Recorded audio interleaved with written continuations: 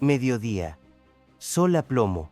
El asfalto del puente internacional de San Isidro arde como brasas bajo un cielo implacable. No hay explosiones, no hay disparos, pero algo estremece el aire. Una caravana de SUV blindadas, con cristales oscuros y llantas que no chillan, avanza con la lentitud de quien carga el peso de una era que se derrumba. En el interior, no hay diplomáticos ni celebridades. Están ellos, 17 miembros de la dinastía Guzmán Loera, el corazón sangrante del imperio que Joaquín El Chapo construyó con sangre y silencios durante décadas. Ahí va Griselda López, la exesposa olvidada, Rosa y Cela, las hijas del silencio, Archibaldo, el sobrino que supo heredar los secretos, pero no el poder. Y junto a ellos, las caras menos conocidas, pero igual de temidas, todos vestidos con lujo, bolsos Chanel, lentes Gucci, maletas Louis Vuitton, pero debajo de la opulencia, el miedo transpira. No es turismo, es rendición. Las placas mexicanas fueron lo único que delataba el origen. Los rostros tensos, las manos inquietas. No iban al norte por compras, iban por protección. Y al otro lado del puente, no los esperaba el sueño americano, sino un trato sellado en la penumbra de una negociación silenciosa, tejida por uno de los nombres más temidos y calculadores del México actual, Omar García Harfuch. El mundo entero miró hacia otro lado, pero en menos de 30 minutos, una fractura histórica se abrió entre el narco y la política, entre los pactos del pasado y la guerra del presente. ¿La rendición fue voluntaria o fue orquestada desde las sombras? ¿Una familia que huye o una pieza que se sacrifica en el tablero de una estrategia mayor? Y entonces, la gran pregunta sacude a México. ¿Fue esta la caída de los Guzmán o el primer movimiento del jaque mate de Harfuch? La escena parecía sacada de una serie de espionaje, pero era real. Detrás de la caravana de lujo que cruzó el puente internacional de San Isidro, una operación secreta de inteligencia había estado gestándose por semanas, tejida con hilos invisibles entre dos gobiernos, dos sistemas judiciales y una figura que se movía como sombra entre ambos mundos, Omar García Harfuch. Fuentes federales confirmaron que la rendición de los Guzmán no fue improvisada, ni resultado del miedo inmediato. Fue el desenlace de una estrategia quirúrgica que involucró contactos directos con el FBI, la DEA y agencias de inteligencia mexicanas. Desde su despacho blindado en la Ciudad de México, Harfuch coordinó cada paso del trayecto. Su rol no fue solo el de mediador. Fue arquitecto de una operación binacional que buscaba algo más que capturar. Buscaba desmantelar el símbolo. Durante semanas, vigilancia aérea, intervenciones telefónicas y monitoreo satelital habían seguido cada movimiento de los herederos del cártel de Sinaloa. La ruta desde Culiacán hasta Tijuana fue despejada con precisión militar. No hubo balas, no hubo persecuciones, pero en cada tramo el Estado iba un paso adelante. El silencio fue la primera señal de la guerra que se avecinaba, y cuando los 17 cruzaron el umbral del puente, México contuvo la respiración. No era una victoria, era una señal. La guerra del narco ya no se libra en cerros, ni en balaceras de madrugada. Ahora se pelea en oficinas alfombradas, en acuerdos diplomáticos, en cámaras de seguridad que lo ven todo, pero no todo fue control. Lo escalofriante vino después. Documentos incautados en Culiacán, laptops encriptadas, fotografías con agentes locales, militares, funcionarios municipales. El imperio de los Guzmán no había caído por las armas, sino por su propia estructura corroída.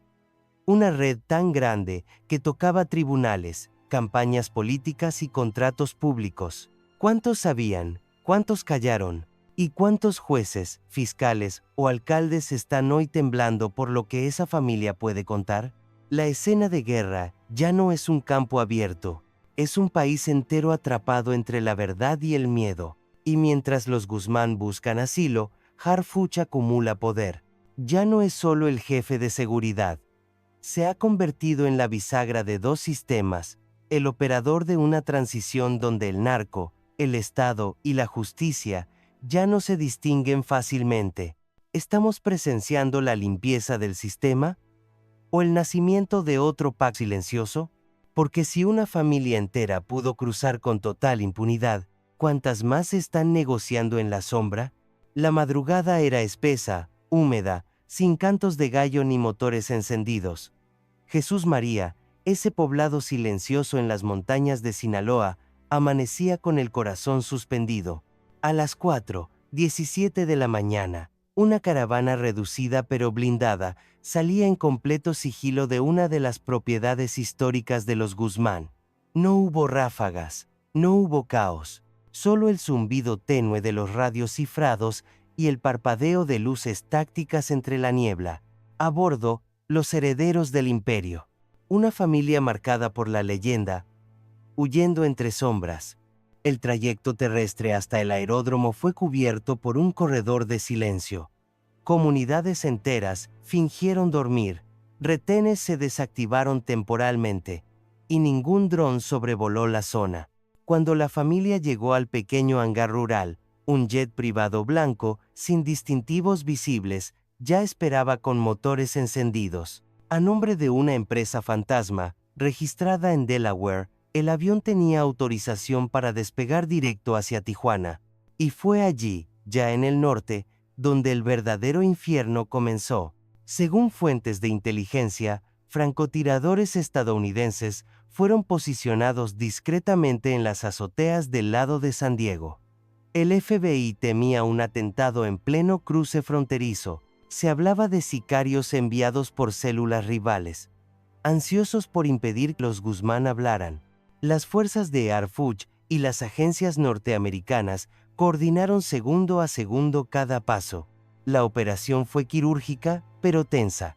Un solo disparo habría encendido una guerra. Lo que muchos no saben es que este escape silencioso puso en jaque no solo al cártel de Sinaloa, sino a las estructuras de seguridad pública, a la soberanía misma del Estado mexicano. ¿Quién autorizó el vuelo? ¿Quién cayó en los aeropuertos? ¿Y cuántos pactos ocultos permitieron que una familia entera de presuntos criminales cruzara sin una sola orden de captura ejecutada? Hoy, Jesús María se mantiene en silencio. Las calles están vacías. Los murmullos hablan de traición, pero en Tijuana, las preguntas hierven. ¿Fue este el fin de un linaje? ¿O solo el cambio de bando de quienes aún mueven los hilos del país? Mientras las cámaras seguían el cruce silencioso de la familia Guzmán en Tijuana, en una celda de máxima seguridad, al otro lado del continente se tejía una jugada maestra. No fue un escape, no fue una captura gloriosa, fue un trato, un pacto entre sombras. Ovidio Guzmán López, apodado El Ratón, capturado y extraditado a Estados Unidos meses atrás, se convirtió en la pieza clave del ajedrez político criminal que sacudió los cimientos del cártel de Sinaloa. Según documentos filtrados a instancias federales mexicanas, Ovidio habría aceptado cooperar con las autoridades estadounidenses, a cambio de 3 garantías vitales: protección integral para su familia, acceso restringido a beneficios penitenciarios, y una reducción de condena basada en colaboración estratégica. Pero lo más impactante no fue el acuerdo, sino lo que reveló. Ovidio entregó una arquitectura detallada del cártel: rutas de trasiego, cuentas bancarias en paraísos fiscales, nombres de funcionarios mexicanos que facilitaron operaciones e incluso nexos con estructuras políticas estatales en Sinaloa, Durango y Sonora. Por primera vez, un heredero directo del Chapo rompía el código de silencio. No se trataba de traición, se trataba de supervivencia. La información que entregó equivale a una bomba de precisión. No solo pone en jaque a los capos activos, sino que abre la puerta a procesos judiciales contra alcaldes, exgobernadores y mandos militares. Un nuevo mapa del crimen organizado emergía, y con él, el precio de los secretos. Detrás de esta negociación una figura reaparece como operador silencioso, Omar García Harfuch. Según fuentes diplomáticas, fue Harfuch quien facilitó el canal de comunicación entre Washington y Culiacán, quien garantizó que la información fuera verificada sin filtraciones y quien diseñó el corredor de seguridad para extraer a la familia Guzmán antes de cualquier represalia. Si lo que Ovidio dijo es cierto, México está ante el inicio del golpe más certero jamás propinado al cártel de Sinaloa, pero también ante un dilema ético, político y soberano. ¿Es legítimo negociar con criminales para obtener justicia? ¿Quién controla la narrativa cuando el narco se convierte en fuente de información oficial? Mientras tanto, en las calles de Jesús María y en las oficinas del poder, el eco del pacto retumba. Un hijo del Chapo ha hablado, y sus palabras podrían derrumbar no solo un imperio criminal, sino las columnas de un sistema entero. Estamos presenciando el principio del fin, o el nacimiento de una nueva red, igual de oscura, pero ahora pactada con traje y corbata. Cuando las SUV blindadas cruzaron la frontera, no solo transportaban cuerpos, llevaban historia, llevaban secretos. En la parte trasera de cada vehículo, cuidadosamente apiladas y aseguradas, iban maletas de diseñador, tan discretas como codiciadas. No estaban repletas de dinero en efectivo, ni de armas. Eran archivos vivientes, fragmentos de un imperio en retirada. Una de ellas contenía cadenas de oro con iniciales talladas, reliquias de poder que alguna vez colgaron del cuello de capos ya muertos. Otra, documentos de propiedad con firmas que conectaban a testaferros con terrenos estratégicos desde Badiraguato hasta Cancún. En una tercera, más pequeña y protegida, se hallaron cartas escritas a mano por Joaquín Guzmán desde su encierro en el ADX Florence, dirigidas a Rosa y Cela, sus hijas. Pero la pieza más valiosa no fue de metal ni de papel, fue la laptop personal de Jesús Alfredo, alias El Archibaldo, con registros, chats cifrados, fotografías y rutas que podrían mapear con precisión la evolución entera del cártel de Sinaloa. Cada maleta parecía un contenedor de recuerdos, pero también de pruebas. La línea entre el archivo íntimo y la evidencia penal se disolvía entre cremalleras, y es allí donde el símbolo se vuelve escalofriante. Mientras para muchos eran solo objetos familiares, para la justicia internacional eran bombas informativas. Mientras la familia pensaba en legado, las agencias pensaban en procesamientos. ¿Dónde termina la memoria humana? ¿Y dónde comienza el testimonio de un delito? Lo que se transportó aquella tarde no fue un equipaje común, fue el retrato ambulante de una dinastía criminal que ya no se ocultaba, sino que negociaba su salida. El lujo, los collares, los diarios, los silencios, todo hablaba, y cada palabra podía cambiar el destino judicial de un país. El hecho de que estas maletas cruzaran sin revisión, con permiso tácito, plantea una pregunta ineludible. ¿Quién decide qué secretos se quedan? ¿Y cuáles deben salir a la luz? Porque en ese cruce, más allá de la frontera geográfica, México también cruzó una línea, la que separa la impunidad del olvido pactado. Mientras los ojos del país se centraban en la frontera, en el sur de Estados Unidos y en las salas de negociación donde se tejía la rendición de la familia Guzmán, Sinaloa ardía, literalmente. En menos de 3 meses, más de 200 asesinatos se registraron en Culiacán, Mazatlán, Guasave y zonas rurales de Badiraguato. No se trató de un alza común en la violencia. Fue una guerra interna, soterrada pero brutal, que estalló entre facciones del mismo cártel tras la caída de Ovidio Guzmán. Lealtades históricas se rompieron.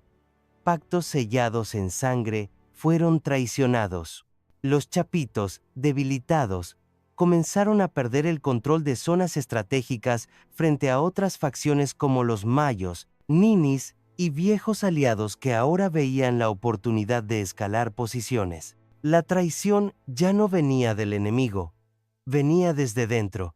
En este nuevo escenario, la familia de El Chapo se convirtió en rehén de su propio imperio. encerrados en residencias fortificadas, custodiados por guardias que ya no sabían si eran leales o espías, vivían como prisioneros dentro de fortalezas de mármol. Ya no había reuniones, ya no había llamadas seguras, ya no había ruta de escape sin filtraciones. Según informes de inteligencia estatal, varios intentos de atentado contra miembros de la familia fueron frustrados in extremis. Uno de los operadores cercanos a Archibaldo fue ejecutado en plena calle en Navolato, con un mensaje clavado al cuerpo: los que negocian con el enemigo mueren como enemigos. La señal era clara. La rendición no era aceptada dentro del propio cártel, y mientras las balas silbaban en Sinaloa, el Estado mexicano apenas si reaccionaba. Los enfrentamientos eran maquillados como ajustes entre bandas, sin que se activara ninguna operación de contención seria. ¿Fue omisión o conveniencia? Lo cierto es que el caos benefició a muchos. Mientras las facciones se aniquilaban entre sí, la estructura externa del cártel comenzó a mutar. Nuevos grupos emergentes, jóvenes armados y con respaldo extranjero, comenzaron a ocupar vacíos. El cártel de Sinaloa, como se conocía, estaba en proceso de disolución lenta o de reinvención. Y todo esto mientras una parte de la familia negociaba su salvación en Estados Unidos. ¿Qué nos dice esto sobre el poder real del Estado en Sinaloa? ¿Acaso la justicia llegó tarde? ¿O nunca llegó? Hoy, los cerros de Jesús María guardan silencio. Pero bajo ese silencio, la tierra sigue temblando de rabia, de pólvora y de traición. Y en ese fuego cruzado, quedó atrapado un pueblo que ya no distingue entre crimen, política y abandono. ¿Qué pasa cuando los reyes caen, pero la violencia se queda? ¿Quién reconstruye un estado donde el miedo se volvió ley? Mientras los focos mediáticos apuntaban a la frontera, a la familia Guzmán y a la explosión de violencia en Sinaloa, una figura se mantenía al margen de los reflectores, pero en el centro absoluto del tablero: Omar García Harfuch. No dio conferencias, no firmó acuerdos públicos, no apareció en fotografías oficiales, pero cada movimiento de la operación, desde el corredor aéreo hasta el blindaje jurídico, llevó su firma estratégica. Desde el primer día de la extradición de Ovidio Guzmán, Harfuch entendió que la fuerza bruta ya no era suficiente. México no necesitaba más detenciones espectaculares. Necesitaba inteligencia, negociación y cálculo político. Y en ese terreno, Harfuch se movió como un jugador de ajedrez entrenado en múltiples tableros. La decisión de permitir la rendición ordenada de la familia Guzmán no fue improvisada. Fue una jugada milimétrica. Proteger la integridad física de los Guzmán para obtener información, evitar una guerra frontal entre facciones, debilitar la narrativa del narco heroico y, sobre todo, abrir una grieta dentro del cártel desde su núcleo emocional. Pero el movimiento fue más profundo. Según fuentes del Gabinete de Seguridad, Harfuch mantuvo informado al círculo de la presidenta Claudia Sheinbaum, pero no compartió detalles operativos completos. Reportaba avances generales, evitaba nombres específicos y mantuvo una distancia política saludable con el poder ejecutivo. Una estrategia de blindaje institucional y de autonomía calculada. ¿Por qué? Porque Harfuch, al entender el tamaño del conflicto, eligió la vía del control indirecto. No quiso exhibir al Estado como verdugo, sino como actor inteligente. Y tampoco se dejó atrapar por las lógicas partidistas, ni para ganar puntos en Palacio Nacional, ni para fortalecer su imagen en medios. Jugó solo, pero jugó con ventaja. Esa distancia con el poder presidencial no fue debilidad, fue estrategia. Le permitió moverse con margen, negociar sin comprometer la investidura presidencial y crear una red de aliados dentro y fuera del país, especialmente en Washington, donde su figura ya es vista como un operador confiable y funcional. Hoy, Harfuch no solo es secretario de Seguridad, es una bisagra entre dos mundos: el México real que sangra en las calles y el México diplomático que pacta en silencio. pero su estrategia, aunque eficaz, abre una grieta ética y social que no puede ignorarse. ¿Qué significa para la justicia mexicana que se negocie con criminales? ¿Estamos cediendo soberanía al permitir que operadores no electos decidan el curso de pactos nacionales? ¿Y qué pasa si mañana ese poder táctico se convierte en poder político? En muchas regiones del país, la figura de Harfuch se ha vuelto símbolo de orden, pero también de miedo. No por lo que ha hecho, sino por el silencio que deja a su paso. Una eficacia sin aplausos, un control sin gritos, una fuerza que no necesita cámaras, y mientras los Guzmán se reconfiguran, mientras Sinaloa arde y el país intenta entender el nuevo equilibrio, la sombra de Harfuch se alarga sobre todo el tablero. ¿Estamos ante el nacimiento de un nuevo modelo de seguridad, o frente a una concentración de poder que aún no alcanzamos a comprender del todo? Ningún boletín, ningún tuit oficial, ningún funcionario se atrevió a pronunciar el nombre completo. La rendición de la familia Guzmán fue, ante todo, un silencio cuidadosamente diseñado. Desde Palacio Nacional, la respuesta fue evasiva. Nos enteramos por la prensa, dijeron con voz seca, como si una de las dinastías criminales más poderosas del continente pudiera entregarse en la frontera sin que nadie en el gobierno federal supiera, anticipara o participara. Pero el silencio también comunica. Y en este caso, gritó más que 1000 declaraciones. Detrás de la discreción diplomática, se movió un pacto no dicho entre dos gobiernos que prefieren el orden al escándalo. Estados Unidos asumió el control operativo y procesal. México, a cambio, se abstuvo de intervenir, conservando así una soberanía de forma, mientras cedía soberanía de fondo. No hubo extradición formal, no hubo órdenes de aprehensión ejecutadas en territorio nacional, solo hubo un desplazamiento humanitario de una familia que, oficialmente, no tenía cuentas pendientes con la justicia mexicana. ¿Complicidad o pragmatismo? ¿Debilidad del Estado? ¿O estrategia para evitar una guerra más sangrienta? Lo cierto es que el acuerdo no fue escrito, pero sí entendido. Ambas naciones sabían lo que estaba en juego. Para Washington, una fuente de inteligencia valiosa.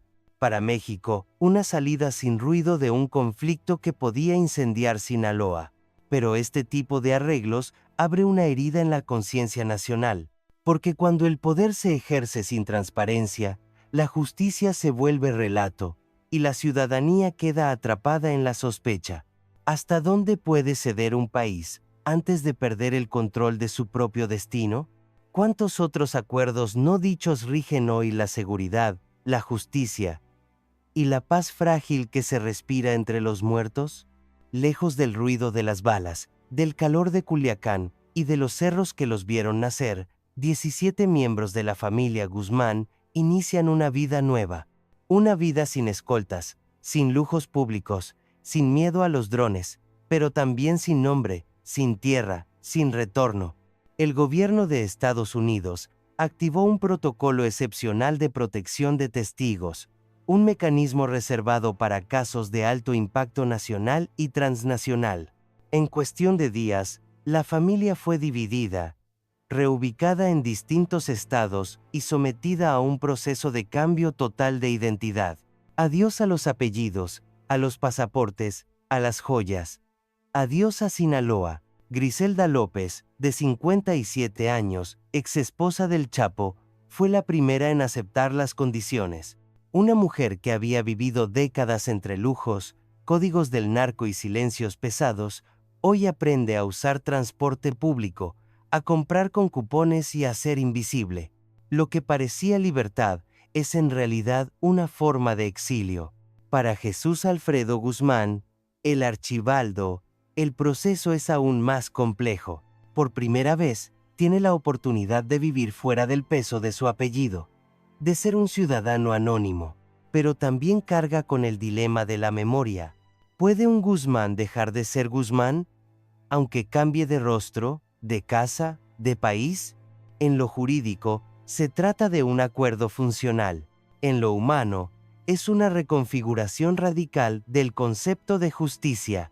Es justo que los operadores de una maquinaria de muerte accedan a la libertad, aunque sea encubierta, mientras miles de familias mexicanas siguen llorando a sus hijos desaparecidos. Las nuevas vidas de los Guzmán son una paradoja viva, libres, pero vigilados, a salvo, pero desterrados. Ya no son amenaza, pero tampoco son redención. Y entonces, la pregunta que arde no se borra: ¿se puede construir justicia sobre la base del olvido pactado? La rendición de los Guzmán no solo marcó el fin de una dinastía, abrió la puerta al colapso estructural del cártel de Sinaloa. Pero como en toda caída, el vacío no tarda en llenarse, y lo que emerge desde las ruinas no es paz, sino nuevas sombras, más fragmentadas, más violentas, más impredecibles. Según análisis de Inteligencia Nacional, la salida de los chapitos del juego desencadenó una disgregación interna que ya se percibe en los pueblos del Triángulo Dorado.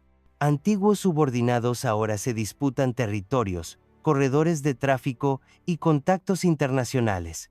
Pequeños grupos, menos jerárquicos y más agresivos, se multiplican como virus sin control. El mapa criminal de Sinaloa ya no tiene un solo dueño, tiene decenas de jefes improvisados, cada uno con sed de poder y hambre de venganza. Una descentralización del terror que convierte cada región en un campo minado para civiles, autoridades y periodistas. Y en el centro de esa fragmentación, una bomba informativa sigue latente: Ovidio. Su colaboración con agencias estadounidenses no solo reveló rutas y nombres, exhibió redes de protección política, lavado financiero y corrupción institucional a ambos lados de la frontera. Las investigaciones abiertas en Washington ya apuntan a empresas fachada en Texas, alcaldes en Baja California y cuentas ocultas en Panamá. El efecto dominó apenas comienza, y sus ondas podrían arrastrar a figuras públicas, partidos enteros y estructuras estatales enteras. Mientras tanto, del lado mexicano, el silencio institucional es tan denso como peligroso. Se habla de reconfiguración, de ajustes internos, pero en la calle lo que se vive es miedo, porque cuando el control desaparece, lo que reina es el caos. Y entonces la pregunta no es si el cártel cayó, la verdadera pregunta es: ¿qué monstruos estamos creando con su caída? ¿Y quién podrá detenerlos? El sol caía sobre el asfalto caliente del puente internacional de San Isidro, como si el día se resistiera a terminar. Las cámaras de seguridad registraron las últimas siluetas cruzando lentamente hacia el norte. Valijas de cuero italiano, gafas oscuras, bolsos de diseñador. Detrás de cada objeto, un mundo de secretos. Y en cada mirada, el reflejo de un tiempo que se apaga. La era de los Guzmán termina así. Sin disparos, sin sirenas, sin detenciones mediáticas. Solo un cruce silencioso, administrado con precisión diplomática, monitoreado desde torres de vigilancia y autorizado por quienes, desde ambos gobiernos, prefirieron la estabilidad temporal al enfrentamiento abierto. Pero lo que se cerró esa tarde no fue solo una operación, fue un capítulo completo en la historia del crimen organizado mexicano, y al mismo tiempo, el inicio de una etapa más ambigua, más compleja, más peligrosa, la del poder fragmentado, los pactos tácitos y las lealtades volátiles. El sistema judicial no emitió sentencia, las víctimas no tuvieron justicia, y el país no tuvo verdad. Lo que se logró fue control, pero no justicia. Paz aparente, pero no reparación. En esa imagen final, una maleta de Louis Vuitton rodando sobre el concreto y una joven mirando hacia atrás por última vez, se resume una década de sangre, silencios y complicidades. La pregunta es brutal, pero inevitable. ¿Salieron libres o simplemente cambiaron de prisión? Porque en esa nueva vida no hay apellido, no hay raíces, no hay historia, y quizás tampoco hay retorno. Hoy, México despierta entre las ruinas de un narcoestado que nunca fue declarado oficialmente, pero que modeló instituciones, elecciones y conciencias. Y si bien los rostros cambian y las familias caen, la estructura permanece, muta, se adapta y sobrevive. Por eso, este no puede ser solo un cierre narrativo. Debe ser un llamado nacional, un espejo doloroso, una advertencia urgente. Porque mientras la élite criminal negocia su salvación entre pasaportes sellados y aviones privados, millones de mexicanos siguen viviendo bajo el peso de un sistema que los castiga sin protegerlos, que los vigila, pero no los defiende. El verdadero último cruce no es el que ocurrió en Tijuana, es el que aún espera esta nación. Cruzar, por fin, de la impunidad a la legalidad, del silencio cómplice a la verdad histórica, de la resignación al compromiso ciudadano. Y ese cruce no lo harán ellos, lo tenemos que hacer nosotros.